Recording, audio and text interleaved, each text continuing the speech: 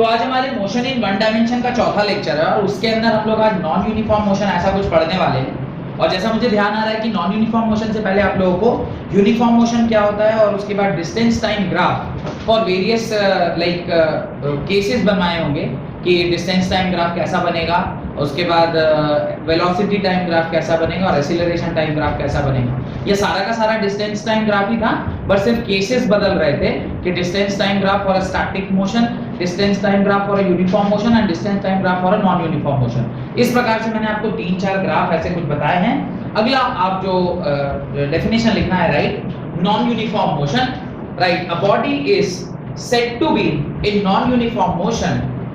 A body is said to be in a non-uniform motion if it travels unequal distance in equal interval of time. Non-uniform motion.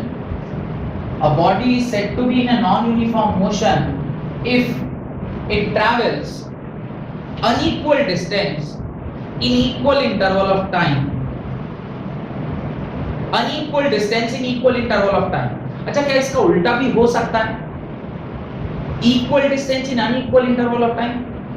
That can be also done. भाई आप equal distance travel कर रहे हैं लेकिन समय जो है equal distance travel करने का आपने अलग-अलग यूज किया, तो लिखें और equal distance in unequal interval of time. Equal distance in unequal interval of time is known as non-uniform motion. Is known as non-uniform motion. Non-uniform motion.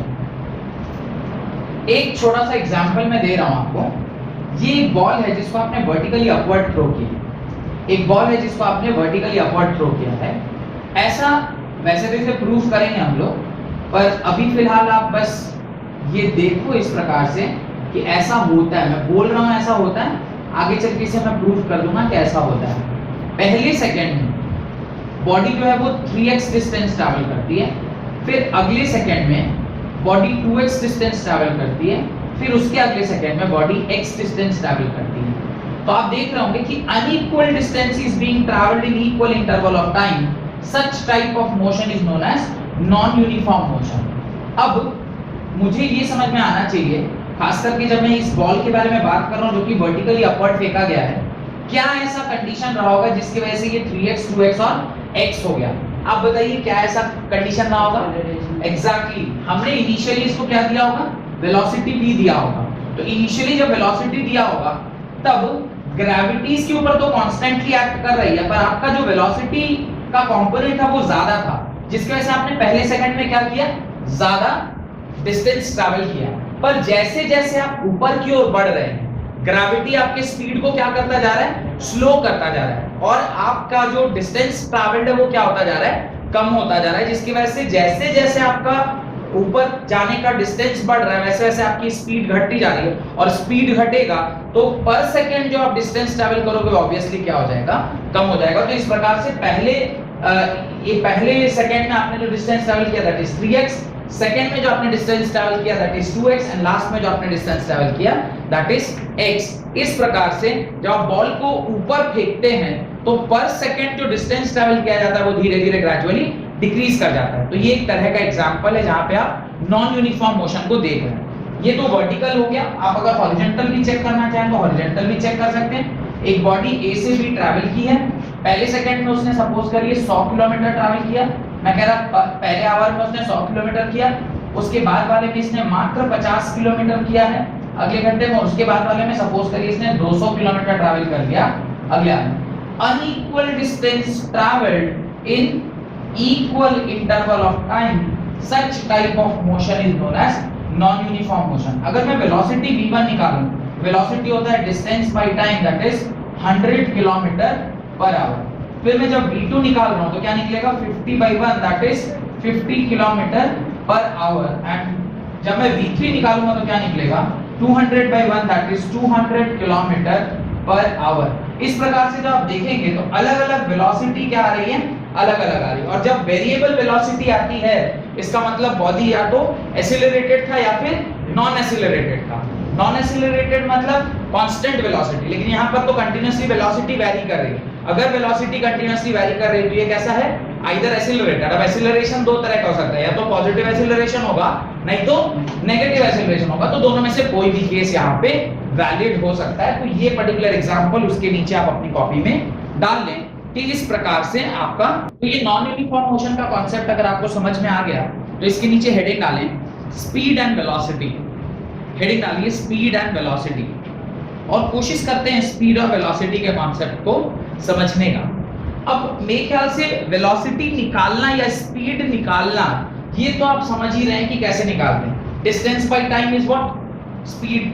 Distance के साथ जब आप टाइम को डिवाइड करेंगे तो आपको स्पीड मिलेगा, और वेलोसिटी के लिए सिर्फ थोड़ा सा क्या उसमें ऐड हो जाता है, आप एक्चुअली डिस्टेंस ही निकालते हैं पर एक पर्टिकुलर डायरेक्शन में, तो वो जैसे ही डायरेक्शन जुड़ गया तो फिर वो डिस्प्लेसमेंट बदल गया, और डिस्प्लेसमेंट जब आप टाइम से डिवाइड करेंगे तो वो किस में कन्वर्ट हो जाता है, वेलोसिटी में। चाहे स्पीड लिखें वेलोसिटी लिखें, डिनोट v से ही करते हैं, सिर्फ वेक्टर लगा देंगे तो क्या बन जाएगा, वेलोसिटी बन जाएगा, और सीधे v लिखा हुआ है तो क्या है, स्पीड है। बस अंतर इतना ही है। खैर, अभी जो मैं आपको टॉपिक लिखवाया हूं that is speed and velocity.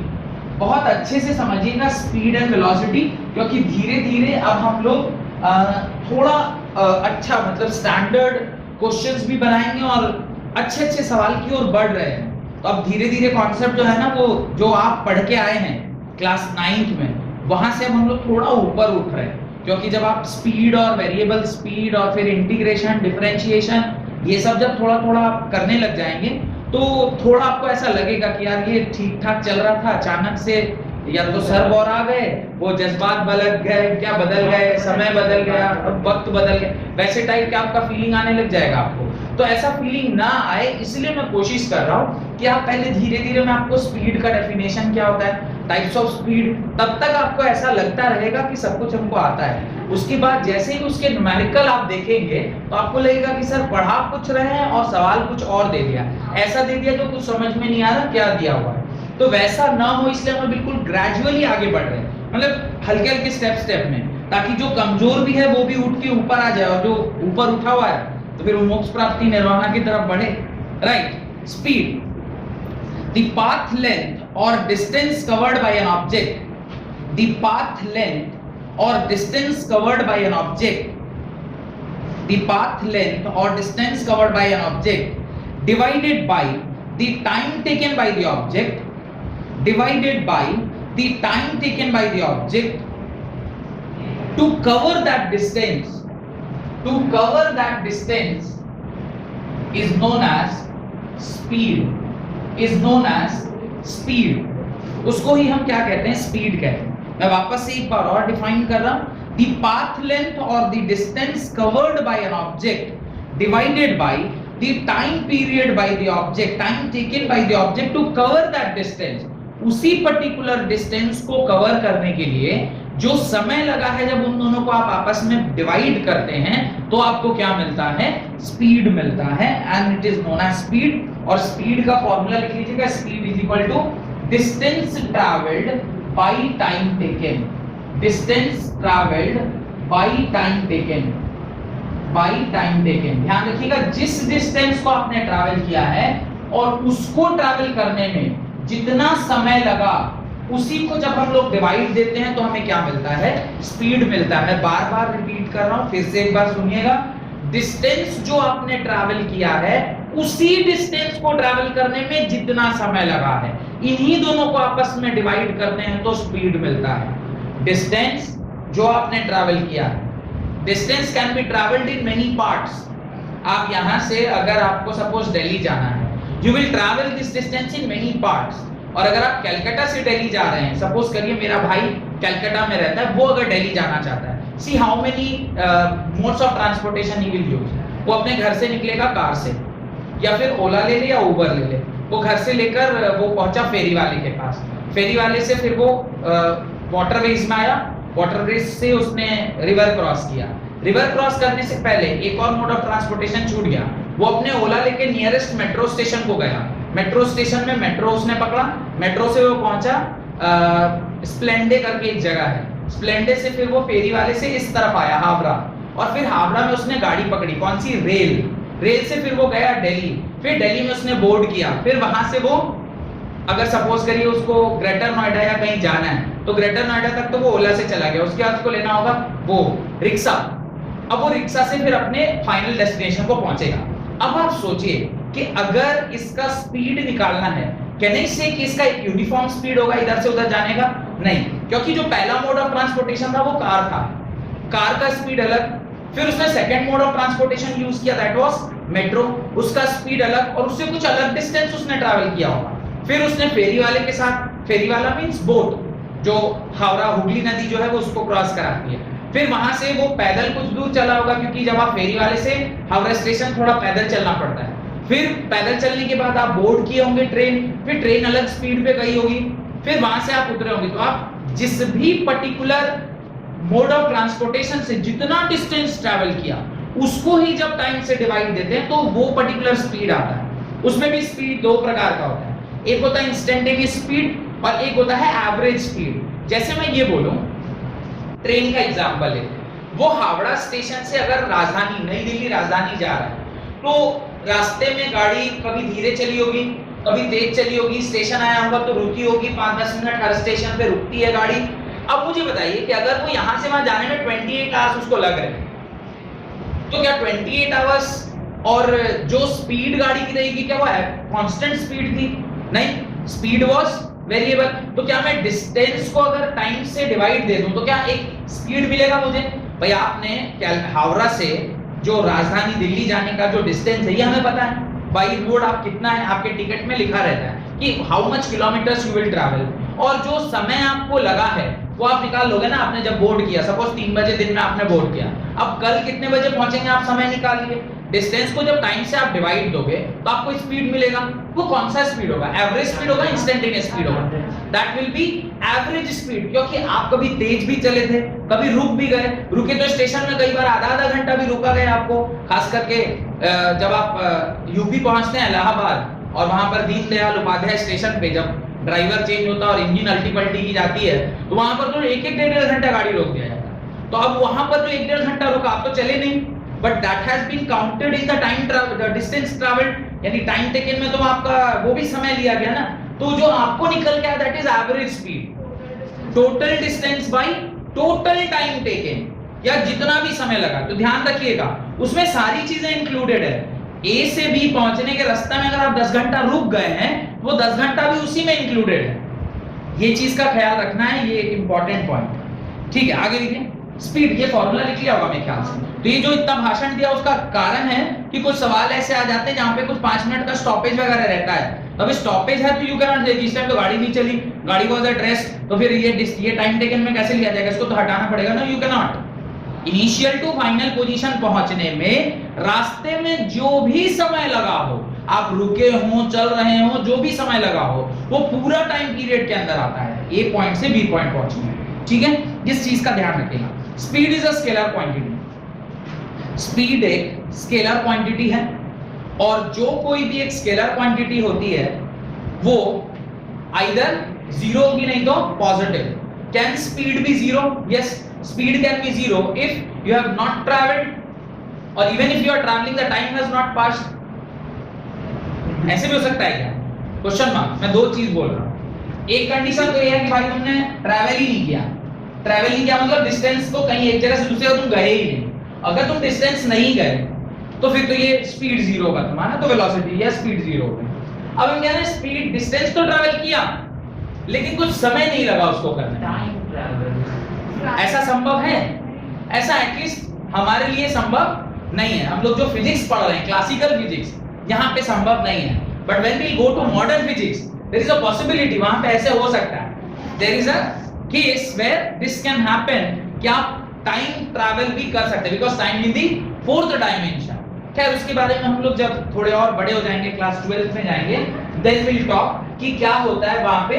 खैर, तो आप एक ही चीज कह सकते हो कि स्पीड या तो स्केलर क्वांटिटी है, और अगर वो स्केलर क्वांटिटी तो स्पीड जीरो हो सकती है, नहीं तो पॉजिटिव। स्पीड नेगेटिव नहीं हो सकती। तो याद रखिएगा स्पीड इज आइदर जीरो और पॉजिटिव। लिख लीजिए speed can be either zero और positive. Speed can never be negative. Speed can never be negative. ये नेगेटिव नहीं हो सकता है। स्पीड किसी भी केस में नेगेटिव नहीं होगा। यूनिट ऑफ स्पीड क्या होगा?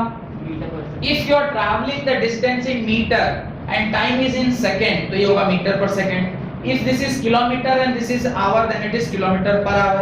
if it is centimeter and this is second, this is centimeter per second. पर SI यूनिट जो लेते हैं वो क्या लेते हैं? Metre per second. तो SI unit of speed is metre per second. लिख लीजिए, SI unit of speed is metre per second. Done. Speed is of two type. Speed is of two type. Speed is of two type. पहला uniform speed, पहला uniform speed. Second is non uniform या variable speed. Uniform speed, second non uniform या फिर variable speed. लिखिए, लिखिए, if an object is moving, uniform speed का लिखिए, if an object is moving with a uniform speed, if an object is moving with a uniform speed, it means equal distance is being traveled in equal interval of time. Equal distance is being traveled in equal interval of time. अगर किसी body को मैं ऐसा मान रहा हूं कि वो यूनिफॉर्म वेलोसिटी से मूव कर रही है, यूनिफॉर्म स्पीड से मूव कर रही है, उसका मतलब ये होता है कि उसने इक्वल डिस्टेंस ट्रैवल किया है इक्वल इंटरवल ऑफ टाइम में, जिसको बहुत अच्छे से मैंने अभी यूनिफॉर्म मोशन के अंदर आपको समझाया था। ठीक है, नेक्स्ट लिखिए नॉन यूनिफॉर्म स्पीड। नेक्स्ट लिखिए non uniform speed. If an object is moving with, if an object is moving with, if an object is moving with non-uniform speed, it means that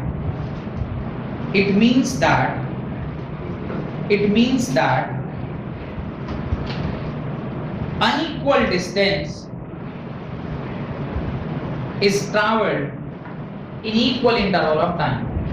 Unequal distance is traveled in equal interval of time, or equal distance is traveled in unequal interval of time.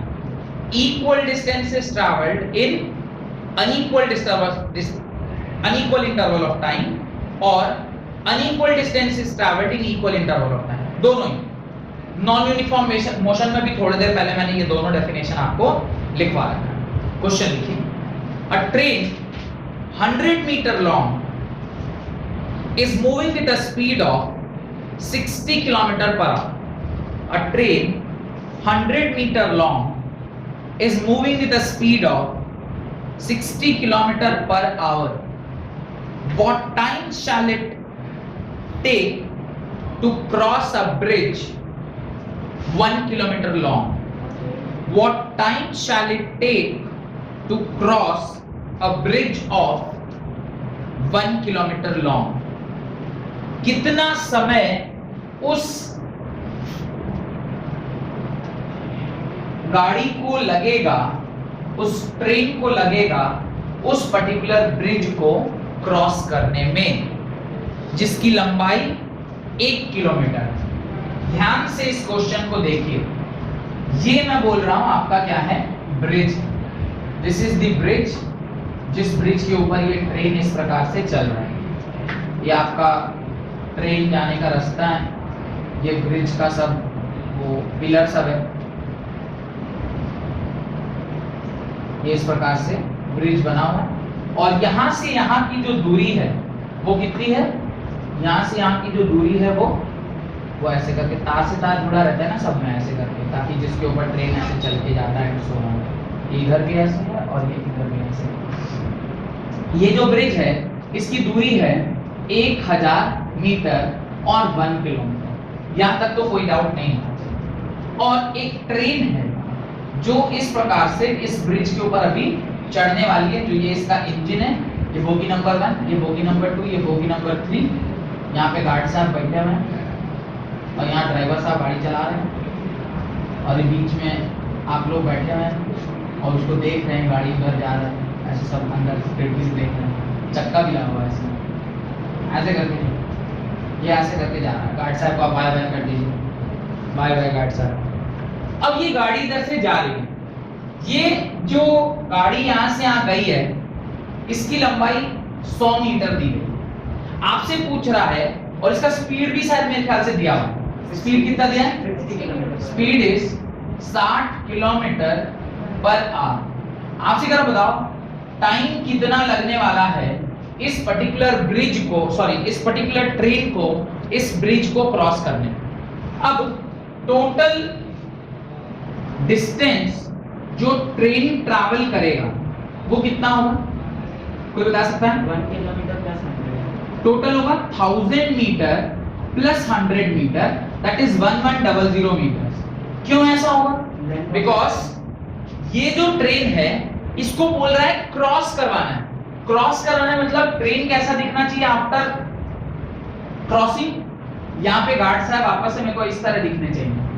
तो ये guard साहब ये bridge को cross कर जाने चाहिए, उस time पे उतने कितना समय लगा। ये ब्रिज पर चढ़ा उस टाइम नहीं पूछ रहा है, ब्रिज क्रॉस किया। एक केस ये भी हो सकता था ना कि गाड़ी यहां पर थी, गाड़ी अभी यहीं पर है, तो ये क्रॉस किया क्या? अभी तो क्रॉस नहीं किया है ना। क्रॉस तो तब होगा जब ये गाड़ी लास्ट जो ब्रिज का पॉइंट था उसको पार कर गई। डन। तो टोटल डिस्टेंस इसका 100 प्लस ये रास्ता कितना 1 किलोमीटर, तो टोटल कितना हो गया 1100 मीटर। तो टोटल डिस्टेंस 1100 मीटर हुआ। आपने स्पीड है किलोमीटर पर आवर को, पर आपने मीटर में निकाल रखा है। तो अभी मैं इसे किलोमीटर पर आवर को मीटर पर सेकंड में बदलूंगा तो क्या फॉर्मूला है? 5/18 से मल्टीप्लाई करते हैं तो वो किस में कन्वर्ट हो जाता है? मीटर पर सेकंड में। कोई डाउट कि सर 5/18 क्यों डाल रहे हैं? किसी को कोई डाउट है? कोई ऐसा जिसको यह ना समझ में आ रहा सर आपका मन आपने डाल दिया, मेरा मन मैं 18/5 डालूं, मेरा मन मैं 25 कुछ डाल दूं, इसी चीज से भी कर देते, क्या फर्क पड़ता था?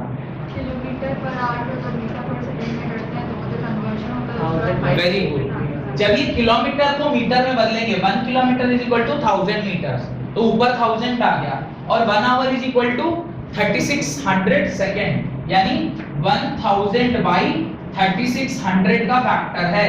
अब जब आप इसे सॉल्व करोगे तो 10/36 दो बार में ये कटेगा 5, 2 के पाड़ा में, और ये जाएगा 18। यहीं से ये फैक्टर आया है 5/18। ऐसा कुछ चमत्कार नहीं है कि अपने से पैदा हो गया, ठीक है।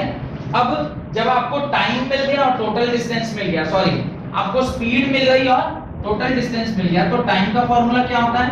Time is equal to distance by speed, distance by speed.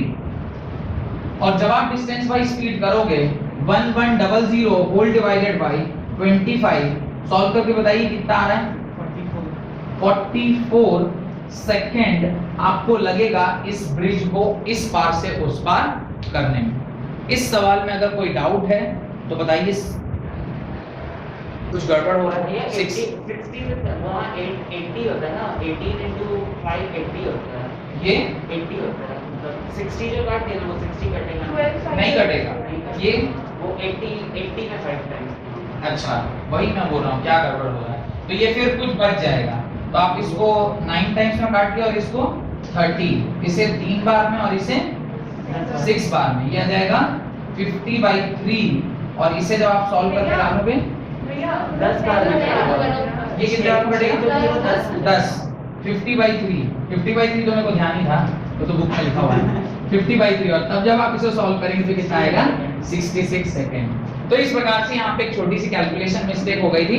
18×5 80 होता है और मैंने 60 बार में ही कहानी खत्म कर दिया था। तो ये एक छोटा सा कैलकुलेशन यहाँ मिस्टेक हो गया, खैर कोई बात नहीं, कॉन्सेप्ट समझ में आना चाहिए। तो मैथमेटिक्स टीचर का काम है, मेरा काम तो फिजिक्स पढ़ाना है। ऐसे गलती हो जाने पे आके एडजस्ट करना। क्या है? तो ये आपको समझ में आ गया कि 66 सेकंड आपको समय लगेगा इस पार से ट्रेन को उस पार जाने में। डन। आगे लिखें। अब हमने स्पीड के बारे में सब कुछ पता चल गया है। Now we are interested in knowing what is average speed. उससे पहले मैं चाहता हूं कि आप वेलोसिटी क्या होती है और एवरेज वेलोसिटी और uniform velocity, non uniform velocity, ये सारी चीजें समझते हैं, then we will go to average speed. Right, velocity, heading डालें वेलोसिटी। अब वेलोसिटी का क्या मतलब है, मैंने अभी थोड़ी देर पहले आपको बताया था, वेलोसिटी इज रेट, सिर्फ आप रेट ऑफ चेंज ऑफ, अच्छा रेट वर्ड यूज कर सकते हैं, rate of change of distance, can you use rate, rate मतलब बाय टाइम ऑलरेडी, ठीक है, लिखिए the rate of change of position, the rate of change of position, velocity का definition लिखें, the rate of change of position और displacement of an object, और displacement of an object with time, the rate of change of position or displacement of an object with time is called velocity, is called velocity, उसको हम लोग क्या कहते हैं, velocity कहते हैं। डन। अब अगर उसे velocity कह रहे हैं तो velocity किस तरह की क्वांटिटी है, जैसे ही वहां पर एक वर्ड आया डिस्प्लेसमेंट, द वर्ड डिस्प्लेसमेंट अपने आप क्या बता रहा है कि वो क्या है, एक वेक्टर क्वांटिटी है, और वेक्टर क्वांटिटी के मदद से अगर किसी चीज को आप डिफाइन कर रहे हो, इसका मतलब वो क्वांटिटी भी क्या हो गई, वेक्टर हो गई। तो लिखिए velocity is a vector quantity, velocity is a vector quantity. तो वेलोसिटी क्या है, एक वेक्टर क्वांटिटी होती है, उसका जो यूनिट है वो क्या होगा, metre per second, same metre per second. आप वेलोसिटी का भी जो यूनिट है वो क्या लिखेंगे, सेम मीटर पर सेकंड, वहां पर भी जो आप यूनिट लिखेंगे वो मीटर पर सेकंड ही लिखेंगे, तो unit is metre per second. और एक लाइन जो आप वहां एक्स्ट्रा ऐड करेंगे वो क्या ऐड करेंगे, velocity can be positive, negative as well as zero. तो वो क्या हो सकता है, जीरो तो हो ही सकता है, पॉजिटिव तो हो ही सकता है, साथ साथ एक और एक्स्ट्रा चीज वो क्या हो सकता है, नेगेटिव हो सकता है। क्यों नेगेटिव होगा, बिकॉज ये एक वेक्टर क्वांटिटी, और vector quantity can be negative, तो velocity can be negative also. तो वो एक तीसरी लाइन जो आपको वहां ऐड करनी है वो है velocity can be positive, velocity can be zero and velocity can be negative. तो जीरो, पॉजिटिव और नेगेटिव तीनों हो सकता है। देखिए types of velocity, types of velocity दो टाइप होगा, कौन कौन सा, uniform velocity and non uniform velocity. लिखिए uniform velocity and non-uniform velocity, right? An object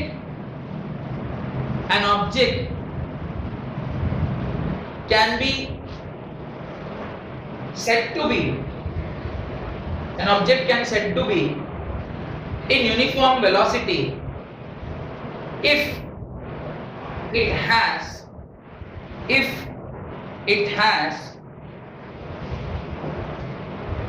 covered equal displacement in equal interval of time, equal displacement in equal interval of time। और जब कभी भी ऐसा हो कि एवरी टाइम पीरियड, जो interval of time period है उस पे अगर डिस्प्लेसमेंट सेम हो जाए, तो अब मैं बोलूंगा the body is in uniform velocity. तो यूनिफॉर्म वेलोसिटी का डेफिनेशन आपने लिखा, an object, क्या बोला, an object can be said to be in uniform if it has covered equal displacement in equal time interval, non-uniform velocity। If an object is moving with a non-uniform velocity, if an object is moving with a non-uniform velocity, if an object is moving with a non-uniform velocity, if an object is moving with a non-uniform velocity, then it will cover unequal displacement in equal interval of time. Unequal displacement, it covers unequal displacement in equal interval of time। unequal displacement हुआ है, पहले second में कुछ displacement है, दूसरे में कुछ है, तीसरे में कुछ है, इस प्रकार से जब अलग अलग सेकंड पे जो टाइम इंटरवल में वो अगर वेरी कर रहा है, तो उस तरह के स्पीड को हम क्या बोलते हैं, नॉन यूनिफॉर्म। उस तरह के जो डिस्प्लेसमेंट हो रहा है पर यूनिट टाइम, उसको क्या बोलते हैं, नॉन यूनिफॉर्म वेलोसिटी। क्वेश्चन लिखें, during a hard sneeze, hard sneeze का मतलब समझते हैं, ऐसा कि अगल बगल वाला क्या हो जाए, डिस्टर्ब हो जाए। और अभी के टाइम पर अगर आप इस तरह का कोई हरकत कर रहे हैं तो अगल बगल वाला डिस्टर्ब नहीं हो रहा है, अगल वाला अगर आपको छोड़ के भाग जाएगा है कि भाई साहब को क्या हुआ है, इस तरह का जो छा छू कर रहे हैं, तुरंत हो सकता है कहीं 108 आए और आपका आरटीपीसीआर कराने के लिए आपको ले जाए कि हरकतें बंद कीजिए भाई। अच्छा, कुछ लोग ऐसे बीमारी रहती है, वो हर थोड़ी देर पे क्या करते रहते हैं, छींकते रहते हैं। नहीं, अच्छा कुछ लोग ऐसा भी मानते हैं कि छींकना जो है वो अशुभ संकेत है। घर से अगर आप निकल रहे हैं और उसी वक्त कोई छींक दिया, मेरे साथ ऐसा हुआ, कब पता है, जब मैं शादी करने गया। एक्चुअली मुझे लगता है कि शायद मेरी ही शादी नहीं, जिसकी शादी हुई है उनके साथ कुछ ना कुछ ऐसा ही हुआ होगा। तो कि जैसे ही आप बारात लेके निकल रहे हैं और कोई मनहूस आदमी अगर मार दिया, बस कहानी खत्म। अब उसके छींक का भरपाई जिंदगी भर आप करते रहे।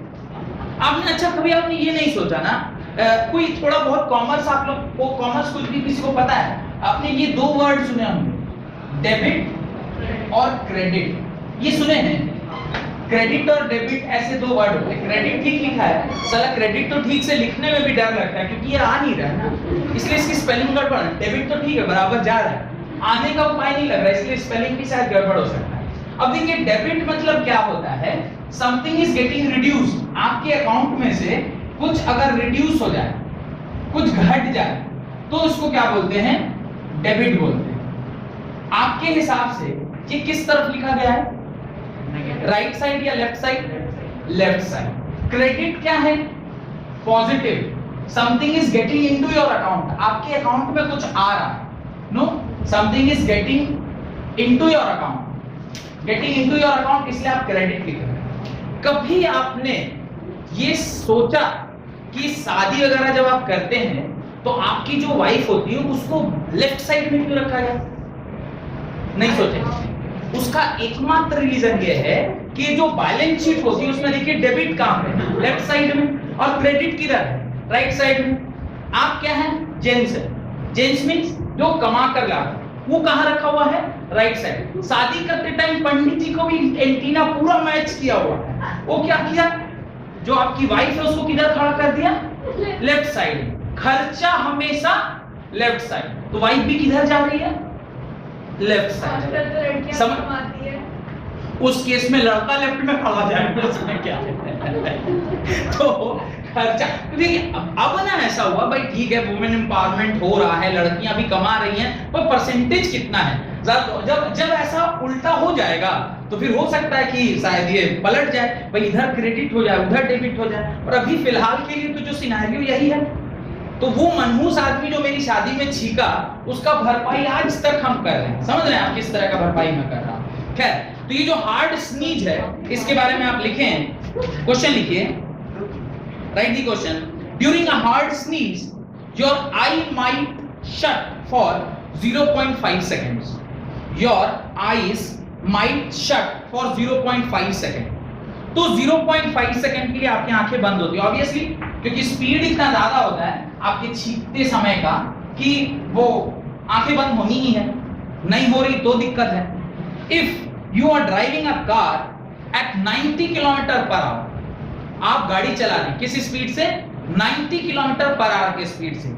If you are driving a car with a speed of 90 kilometers per hour during such a sneeze, during such a sneeze, आप गाड़ी में कई बार गाड़ी में भी छींक देते हैं ना, तो गाड़ी में छींका तो ज्यादा डेंजरस है। यहाँ तो कम से कम कुछ खर्चे रुपए का स्टेटस है, वहां तो हो सकता है डायरेक्ट पत्ता ऊपर ही का ही रास्ता निकल जाए।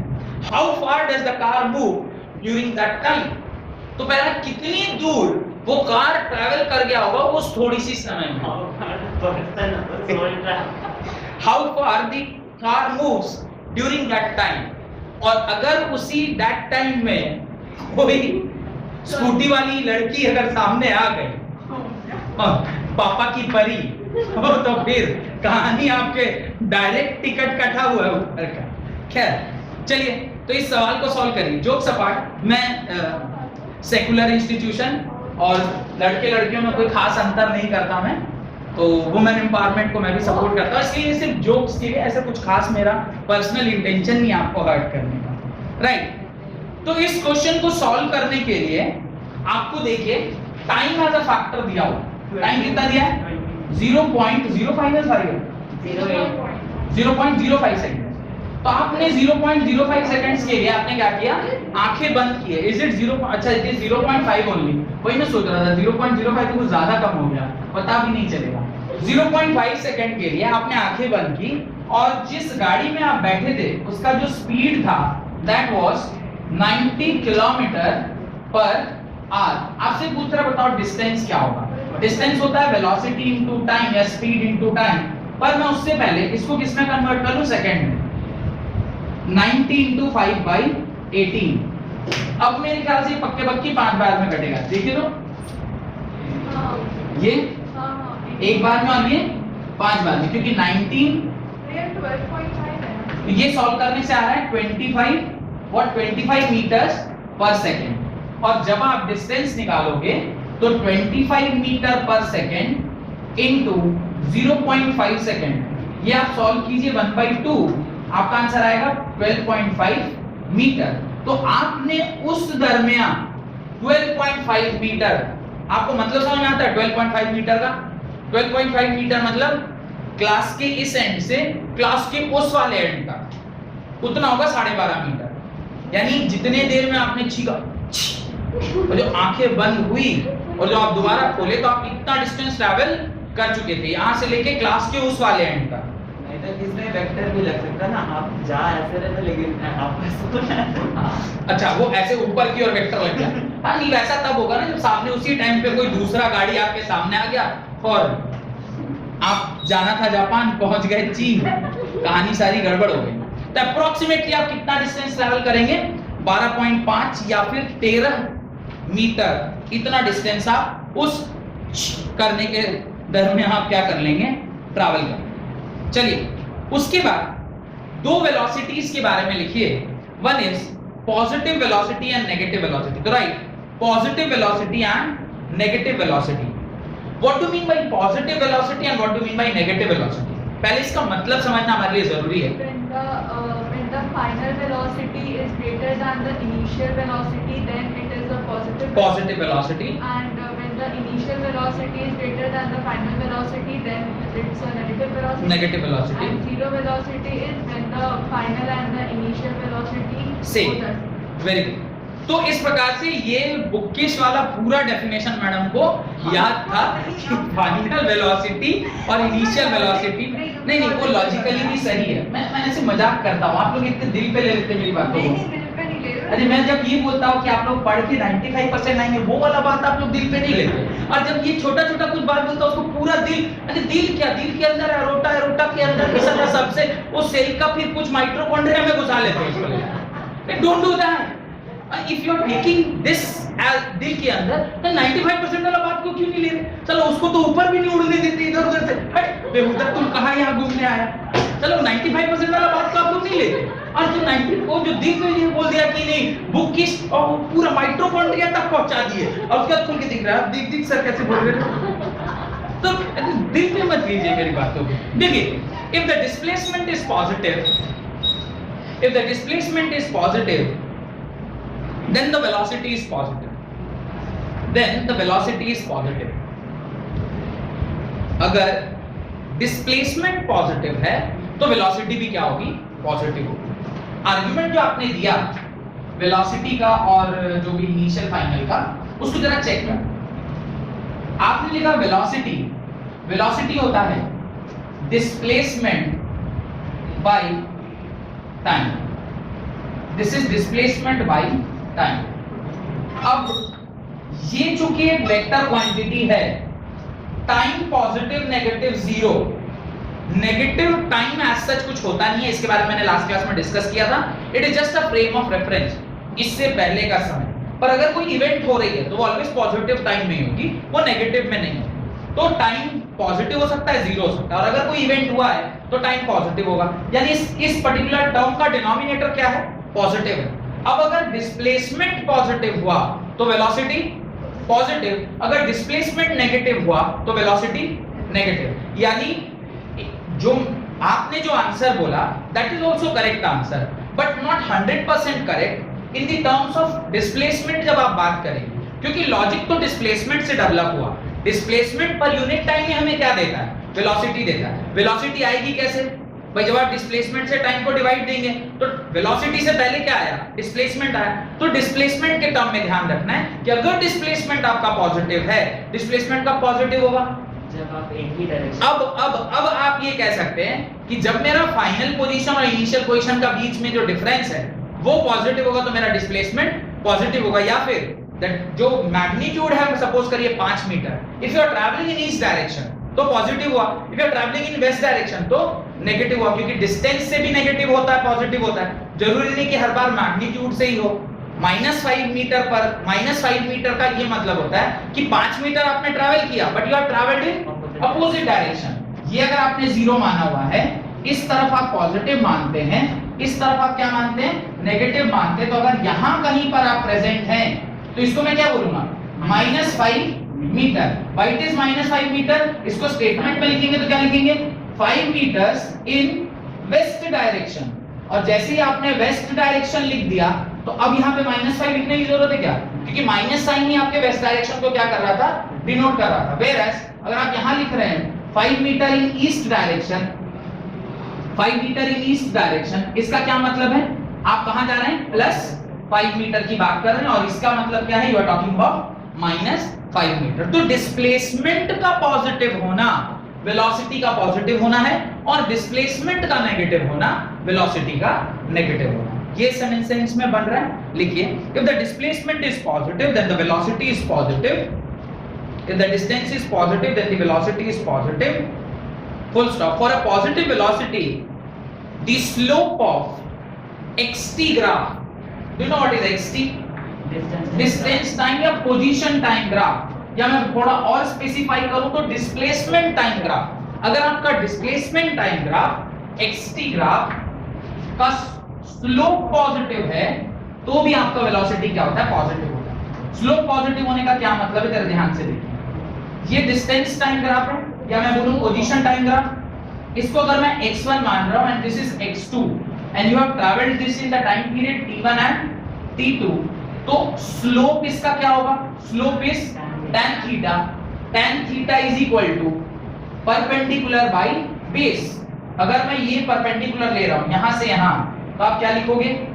x2 - x1 whole divided by t2 - t1। और ये जो आपने लिखा है x2 - x1, obviously x2 is greater than x1, तो ये क्वांटिटी क्या हो गई? पॉजिटिव हो गई। तो x2 - x1 bye t2 - t1, यही आपका क्या हो जाएगा? वेलोसिटी हो जाएगा। This is only velocity vector, और यही tan थीटा क्या कहलाएगा? वेलोसिटी कहलाएगा। What is tan theta? tan theta is the slope of displacement time graph. tan theta क्या है? This is the slope of displacement time graph. Displacement time graph का ये क्या है? स्लोप है। डन? तो इसको आप अपनी कॉपी में बना लें और वहां क्लियरली लिख लीजिएगा कि ये पॉजिटिव तभी है जब x2 जो है वो x1 से क्या है? बड़ा है। अगर x2 x1 से बड़ा नहीं होगा तो ये पॉजिटिव नहीं हो सकता। डन? ये बात समझ में आ गई? और ऐसे भी याद रखिएगा tan थीटा 0 से बड़ा और 90 से छोटा होता है तो उसकी वैल्यू क्या होती है? पॉजिटिव होती है। सॉरी, tan थीटा होगा। थीटा की वैल्यू अगर 0 से बड़ी है और 90 से छोटी है तो tan थीटा क्या रहता है? इस रेंज में पॉजिटिव रहता है। इस रेंज में tan थीटा क्या रहता है? पॉजिटिव रहता है। और जैसे ही tan 90 से बड़ा हो गया, tan 90 से बड़ा होने का क्या मतलब है पता है? ये थीटा है 90 से छोटा, ये थीटा है 90 से बड़ा। ऑब्ट्यूस एंगल, अगर वो ऑब्ट्यूस एंगल हो गया, यानी अगर मेरा थीटा, ये केस 1 डाल के उसके नीचे लिख ही लीजिए, अगर मेरा थीटा 90 से बड़ा और 180 से छोटा है तो उस बीच में tan थीटा क्या होता है? नेगेटिव होता है। इसके साथ ये वाला फोटो बनाइएगा, इसके साथ ये वाला फोटो बनाइएगा। ये कौन सा केस है? ये वाला केस है जहां पर tan थीटा क्या होता है? पॉजिटिव होता है। ये कौन सा केस है? ये वाला केस है जहां पे tan थीटा क्या होता है? नेगेटिव होता है। ये याद रखना है। वैसे अगर आपने मैथ्स में ट्रिग्नोमेट्री पढ़ा होगा, जो कि अभी आपको पढ़ना चाहिए, अभी पहला या दूसरा चैप्टर आपका क्वाड्रेटिक इक्वेशन होता है, कॉम्प्लेक्स नंबर, सेट्स के बाद रिलेशन फंक्शन, फिर ट्रिग्नोमेट्री। तो ट्रिग्नोमेट्री जब आएगी ना तो काफी डिटेल में आपको ये सब पढ़ाया जाएगा। रेंज किसे कहते हैं, डोमेन क्या होता है, रिलेशन एंड फंक्शन में है तो वहां पे आप किसका रेंज और डोमेन पढ़ते हैं? किसी एक फंक्शन का। If that function is tan theta तो फिर उसका भी रेंज और डोमेन पढ़ेंगे। तो ये सारी चीजें आपको मैथमेटिक्स में पढ़ाई जाती है बहुत डिटेल में। पर just to understand the concepts of physics इतना ध्यान रखना है कि 0 से 90 के बीच में जो थीटा है वो क्या है? पॉजिटिव होता है। और ये पॉजिटिव होता है ये तो हमें पहले से भी पता है। आपने कहीं देखा है इसको? वो चार्ट में जो एग्जैक्टली 10th क्लास में आपने एक चार्ट बनाया होगा। 0 डिग्री पे क्या होती है? tan 0 क्या होता है? tan 45 क्या होता है? tan 90 क्या होता है? tan 60, tan 30। वहां पे जो वैल्यूज आई थी वो पॉजिटिव थी। ऐसे ही जैसे आप 90 क्रॉस करेंगे तो वैल्यू जो आएंगी वो क्या आएंगी? नेगेटिव आएंगी। तो 90 क्रॉस नहीं किया था इसलिए आपको उसके बारे में कोई जानकारी नहीं है। तो चूंकि 10th क्लास में सिर्फ हम कहां के बारे में पढ़ते हैं? फर्स्ट क्वाड्रेंट के बारे में। जैसे ही आप 11 में भी जाएंगे तो आप फर्स्ट, सेकंड, थर्ड, फोर्थ सारे क्वाड्रेंट को पढ़ते हैं। तो जब सारे क्वाड्रेंट पढ़ेंगे तो वहां पे फिर वो सारी चीजें आपको समझ में आ जाएंगी। डन? तो ये आपने लिख लिया होगा। इसके नीचे आप लिखें negative velocity, right. If the displacement is negative then if the displacement is negative then the velocity is negative। ये सब मिटा दो बोर्ड पर से, लिख लिया ना सबने। if the distance is negative, sorry, if the displacement is negative then the velocity is negative। अब मुझे बताइए, अगर मैं चाहता हूं कि मेरी जो वेलोसिटी है वो नेगेटिव हो, इसके लिए आपको क्या करना होगा? डिस्टेंस या डिस्प्लेसमेंट टाइम ग्राफ में इनिशियली आप कहां होंगे? बड़ी जगह पर, और फाइनली आप कहां होंगे? किसी एक छोटी जगह पर। ये आपका x2 है एंड दिस इज x1। अब टाइम पीरियड यहां पर कितना रहा होगा? t1, और यहां पर टाइम पीरियड कितना रहा होगा? t2। तो वेलोसिटी जब आप निकालेंगे तो अभी भी आप क्या लिखेंगे? Velocity is equal to final position minus initial position by final time period minus initial time period. ध्यान से देखिए, x2 बड़ा है कि x1 बड़ा है? x1 ऊपर है, x2 नीचे। ऑब्वियसली जब आप ग्राफ लिखते हैं तो y एक्सिस में 0 1 2 3 4 5 6 ऐसे लिखते हैं ना, तो ये छोटा है ये बड़ा है। तो x2 में से जब आपने x1 माइनस किया तो ये क्वांटिटी पॉजिटिव होगी नेगेटिव होगी? अगर ये आप छोटे में से बड़े को माइनस कर रहे हैं, 3 - 5 आंसर विल बी -2। 3 में से आप 5 घटाएंगे तो आंसर क्या होगा? -2। तो ये माइनस आएगा तो वेलोसिटी ऑब्वियसली क्या हो गई? नेगेटिव हो गई। क्योंकि वेलोसिटी यहां क्या हो जाएगी? वेलोसिटी क्या हो जाएगी? नेगेटिव। एक और तरीका है वेलोसिटी निकालने का, that is tan theta. tan theta क्या होगा? tan थीटा भी लिखेगा तो लिखेगा perpendicular by base. Perpendicular by base, perpendicular आप क्या लिखोगे? परपेंडिकुलर आप क्या लिखोगे? ये आप यहां लिखोगे x1 - x2। यहां you will write x1 - x2। क्यों? क्योंकि ये है ना आपका जो डिस्टेंस है वो ये है, और टाइम पीरियड भी आप लिखोगे t2 - t1। लेकिन थीटा जो है वो 90 से बड़ा है कि छोटा है? बड़ा है। मैंने थोड़ी देर पहले आपको बताया कि अगर थीटा आपका 90 से बड़ा हो तो स्लोप क्या होता है? नेगेटिव होता है। तो tan थीटा जो कि वेलोसिटी के बराबर है वो क्या होगा? Negative x1 - x2 whole divided by t2 - t1।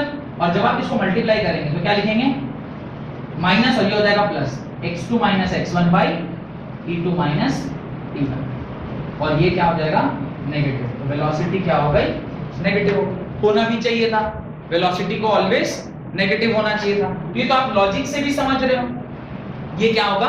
Negative होगा, क्योंकि x2 क्या है? छोटा है, और x1 क्या है? बड़ा है। तो ये यहां पर नेगेटिव लिखने की जरूरत नहीं, यही करना है। ठीक है?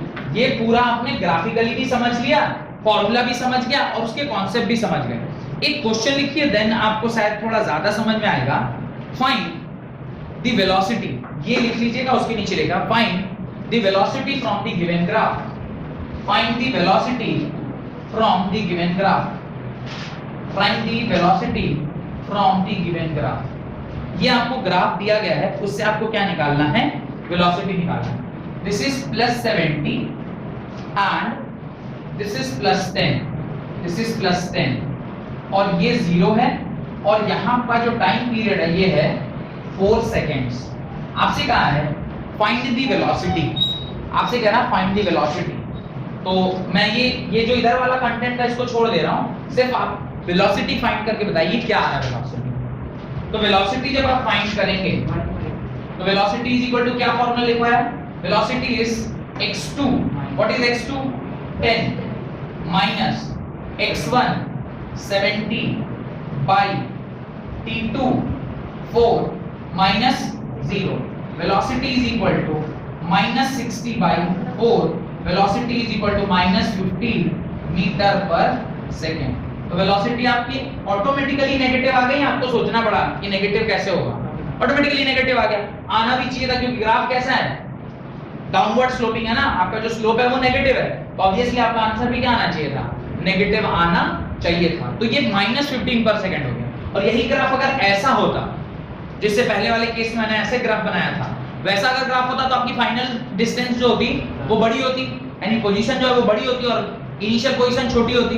बड़े में से जब आप छोटा घटाते तो वो पॉजिटिव क्वांटिटी होता, positive by time again a positive quantity, तो वेलोसिटी आपको क्या मिलता, पॉजिटिव। यहां तक मेरे ख्याल से आपको कोई डाउट नहीं होना चाहिए कि वेलोसिटी क्या और किस प्रकार से हम लोग इसको देखते हैं।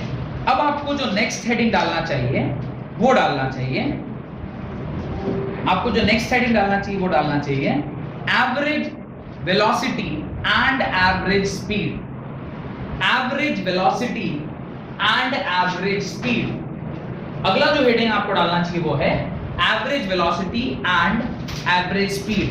एवरेज स्पीड किसको बोलते हैं और एवरेज वेलोसिटी किसे कहा जाता है, देखिएगा, बहुत अच्छे से समझने की कोशिश करिएगा तो समझ में आ जाएगा व्हाट इज एवरेज। वैसे अभी थोड़ी देर पहले मैंने आपको एवरेज का एग्जांपल दिया था। What is average, average is कि टोटल डिस्टेंस जितना भी आपने ट्रैवल किया है उसको जब टोटल टाइम पीरियड से आप डिवाइड करते हो जो निकल के आता है दैट इज स्पीड, और वही पर्टिकुलर डायरेक्शन में अगर हो जाएगा तो दैट विल बी वेलोसिटी।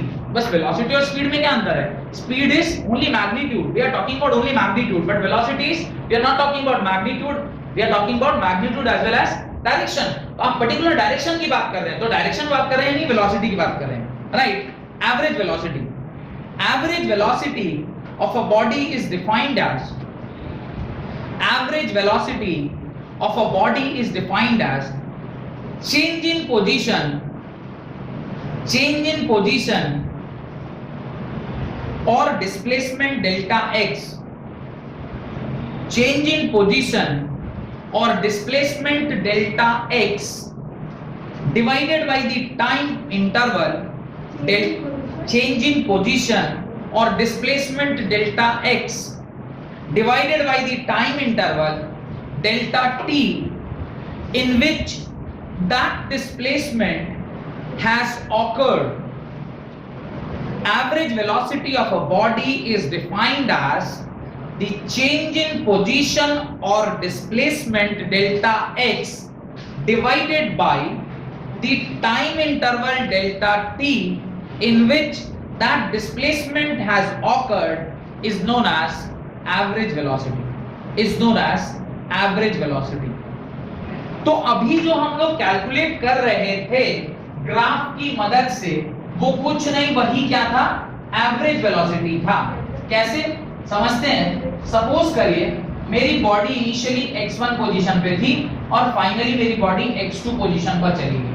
अब ये हमारा x1 पोजीशन है और ये हमारा x2 पोजीशन है। अगर ये x1 और x2 है और इस प्रकार से मेरी बॉडी मूव की है, x1 पोजीशन पे बॉडी मेरा t1 टाइम पीरियड पे था और x2 पोजीशन पे मेरा बॉडी t2 टाइम पीरियड पे था, तो ये क्या है, ये displacement time graph, displacement time graph बोलूं या पोजीशन टाइम ग्राफ बोलूं, इस प्रकार से मेरा ग्राफ मिला हुआ है।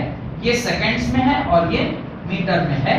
तो वेलोसिटी होती है स्लोप के बराबर, slope of velocity, sorry slope of displacement time graph gives us velocity. तो वेलोसिटी क्या है, tan थीटा। अब आप यहां पे क्या निकालो, tan थीटा निकालो। tan थीटा कैसे निकलता है, परपेंडिकुलर बाय बेस। दिस, अब देखो यहां से यहां की दूरी क्या है, x1 है, यहाँ से यहाँ की दूरी क्या है, x2 है, तो ये कितना हो जाएगा, this will be x2 minus x1। Similarly यहाँ से यहाँ तक t1 टाइम पीरियड है और यहाँ से यहाँ तक t2 टाइम पीरियड है, this is t1 and this is t2। मेरे को अगर यहाँ से यहाँ निकालना है मैं क्या लिखूंगा, t2 minus t1।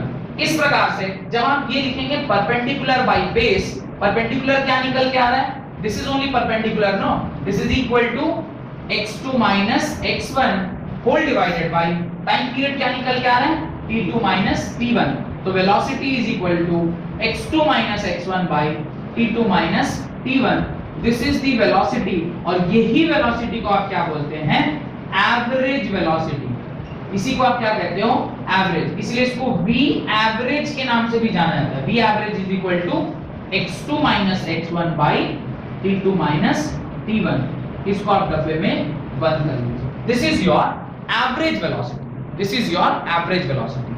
Average velocity निकालने का टेक्निक मैंने आपको बता दिया। आपकी मर्जी। मेरे को एवरेज वेलोसिटी का कांसेप्ट बताना था, एवरेज वेलोसिटी का डेफिनेशन आपको पता होना चाहिए।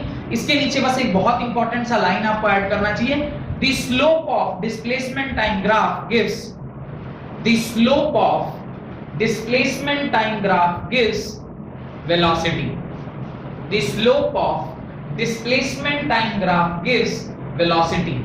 और मैंने आपसे एक और स्टेटमेंट लिखवाना भूल गया, द स्लोप ऑफ, पीछे लिखेगा जहां पे स्पीड लिखे हैं, the slope of distance time graph gives speed, the slope of distance time graph gives speed, the slope of distance time graph gives speed. याद रखिएगा, डिस्टेंस टाइम ग्राफ का जो स्लोप है वो मुझे क्या देता है, स्पीड देता है, whereas डिस्टेंस टाइम ग्राफ का जो स्लोप है वो मुझे क्या देता है, वेलोसिटी देता है। डन। आज की क्लास यहीं पर रोक रहे हैं। अगली क्लास में एवरेज स्पीड, मैं चाहता हूं तो एवरेज स्पीड का डेफिनेशन आज भी लिखवा सकता था, पर उसके साथ एक दिक्कत है, एवरेज स्पीड थोड़ा लंबा है, उसमें 4-5 फॉर्मूले बनते हैं और बहुत इंपॉर्टेंट है, क्योंकि एवरेज स्पीड जो आप जानते हैं और एवरेज स्पीड जो मैं पढ़ाऊंगा दोनों में थोड़ा अंतर होगा, तो थोड़ा टाइम लगेगा, यानी यहां से भी आधा घंटा और लग जाएगा। मैं नहीं चाहता कि झटपट में मैं टॉपिक कंप्लीट कर लूं और आपको उससे हानि हो जाए। तो यहां तक रखते हैं। बहुत बहुत धन्यवाद आज की क्लास अटेंड करने के लिए। अगले क्लास में हम लोग एवरेज स्पीड के बारे में पढ़ेंगे, ठीक है।